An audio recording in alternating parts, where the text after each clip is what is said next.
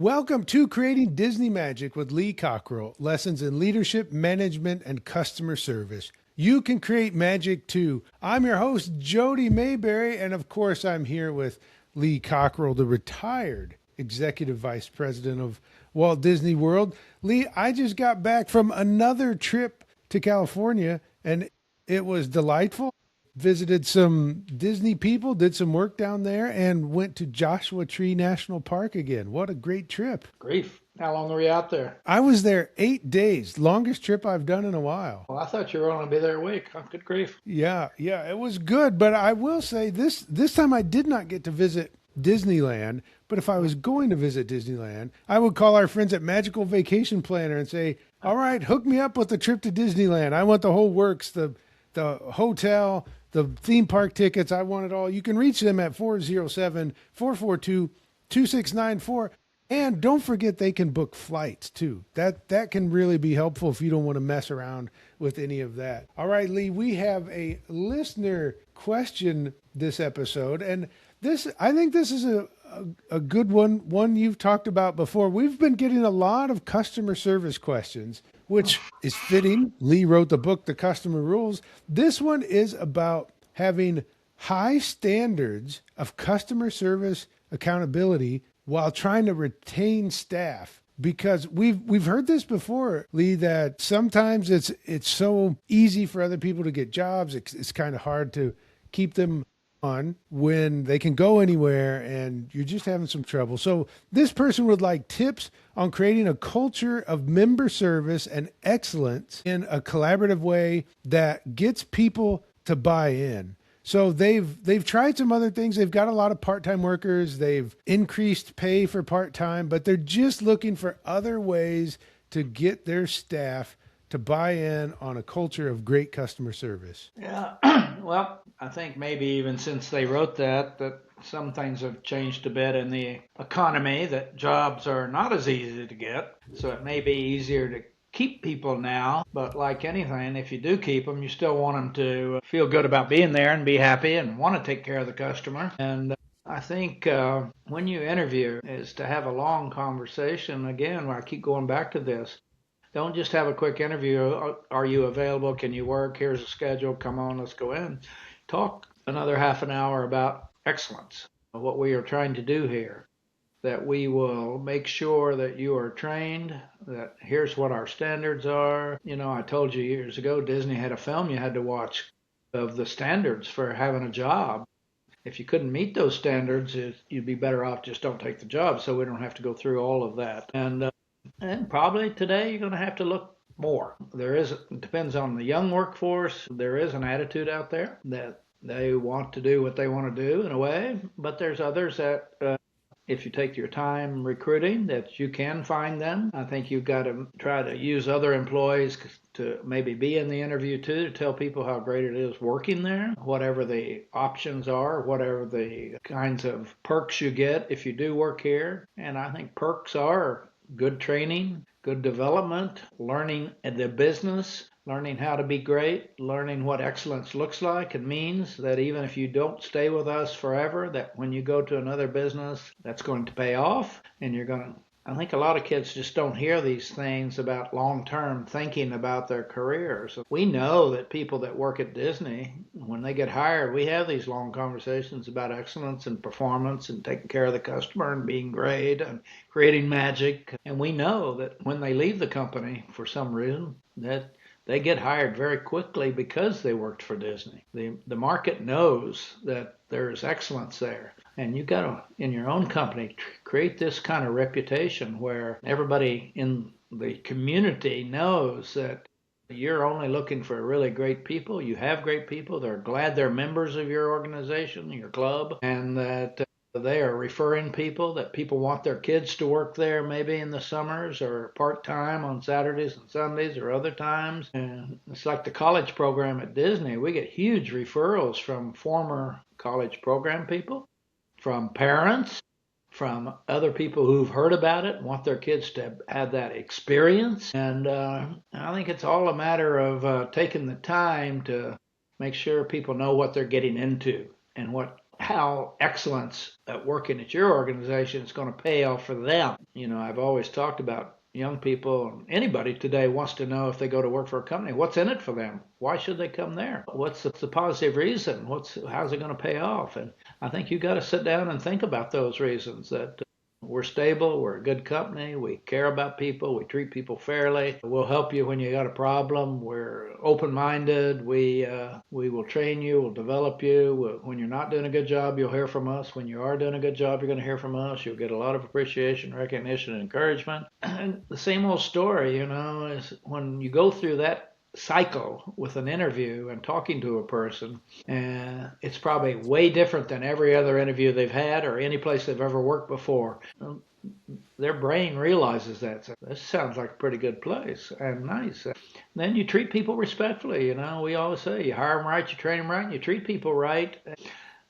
Maybe you're going to have to do more of a sales job for them to understand long term what the opportunities are by going to work for you, whether it's a career or going back to school or whether it's just part time so you can make some money. Clarity around what's in it for me and what we need from you. Will you still have turnover? Sure. But the odds will probably improve pretty dramatically that people are going to feel good and you're going to find yourself hiring the right people. Because a lot of people are going to walk away from those standards. I don't really like that. I don't want to get in that situation. It sounds too hard to me, or that's not my thing. And I told you at Disney, after people watched the film about our organization and about the expectations, 25% of the people decided not to work for Disney. So everybody's not going to work for you, and everybody's not the kind of person you need. But if you're clear with people and there's no misunderstandings, you'll probably do a better job of getting the right people hired. So that's how I would think about it. And I do think this is a great start to think about how you hire, the conversations you have when you hire.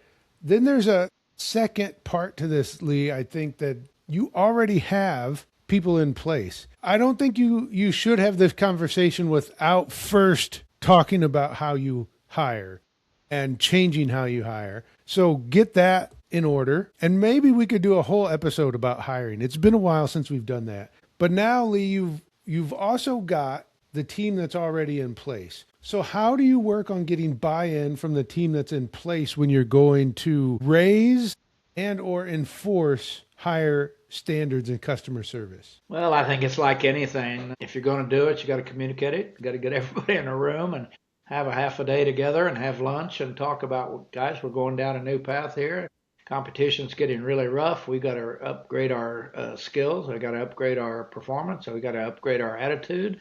We got to make people just be so glad they came here because they interacted with you. And we have been okay, but we need to get better. We're going to teach you how to get better. We're going to tell you the techniques, the kinds of things you can do, how you greet the customer, how you deal with problems the customers have, how you make the customer feel special, and treat them as individuals and listen to them and make them want to come back often.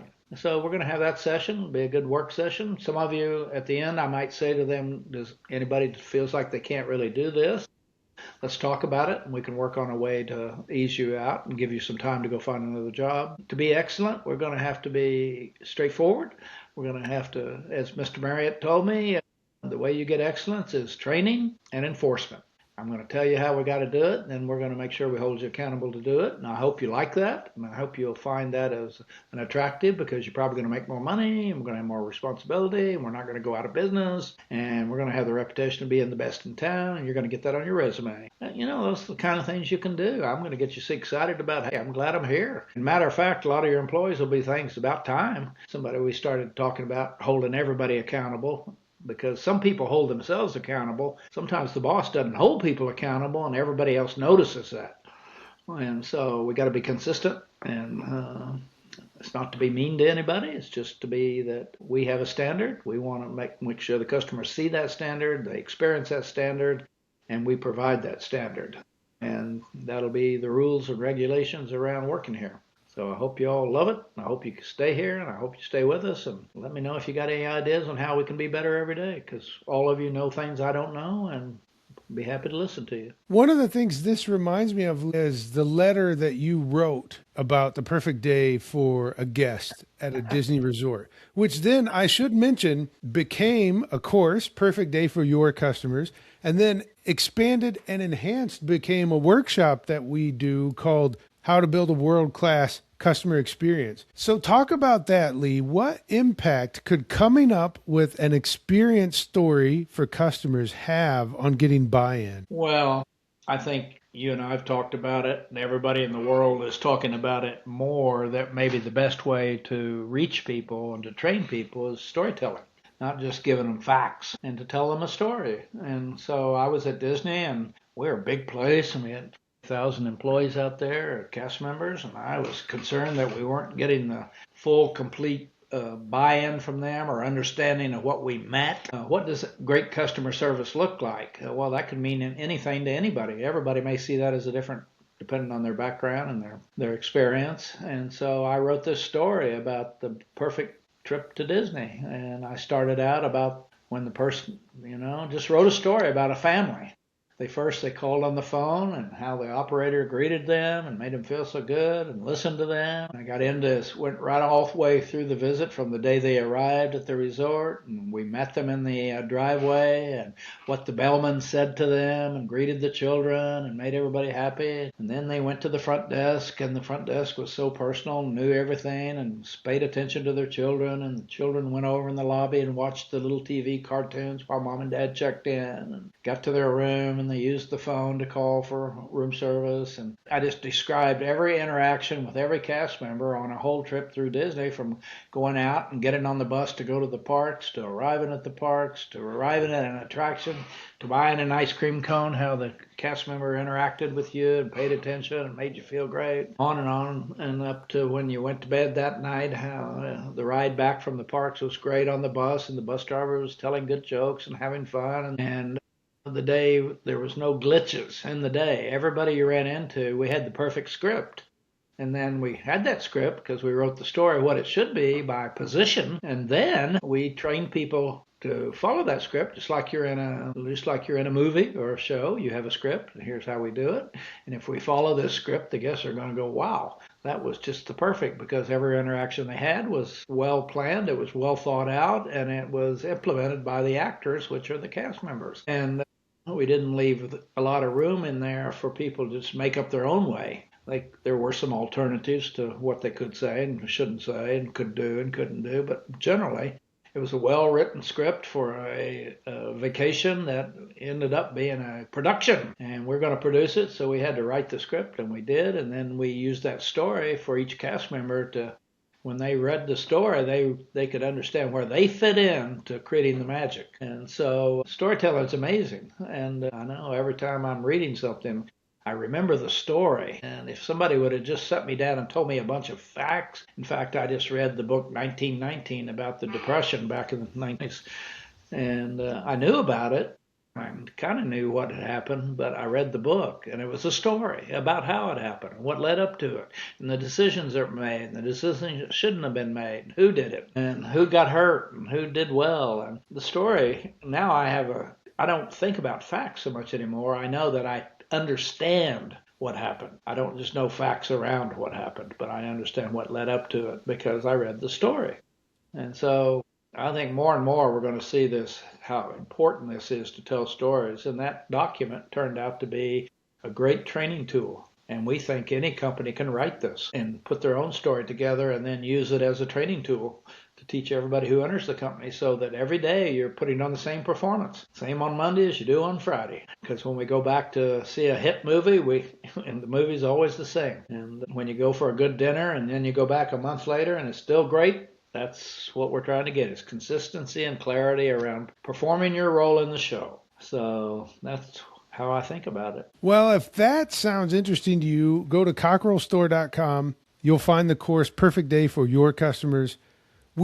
I don't think we have the workshops listed right now on the store, but you can reach out to either one of us and we can talk about bringing that workshop, how to build a world-class customer service, into your organization. Lee, this has been a great conversation. And if you have a question or topic from Lee reach out to either one of us, leecockerell.com. I'm at jodymayberry.com. Until next week, go out and create magic for others.